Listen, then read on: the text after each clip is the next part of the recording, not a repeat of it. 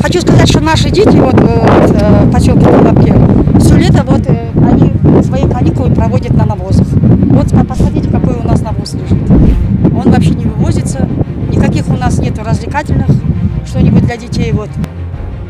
Пастбища нету, вообще нету здесь. Потому что все засеяли кругом. Все засеяли. А что мы можем делать?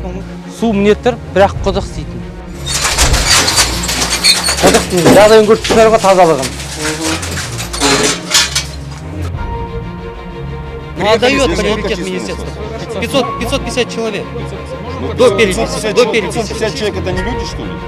Есть села, где 1500-2000 человек живут. Ни одна улица не освещается. Даже посмотрите, вон фонарь куда смотрит. А вот конкретно с этих вопросов вы что-то можете решить? Что я думаю, проблему решим. Это вот в этом вопросе нет.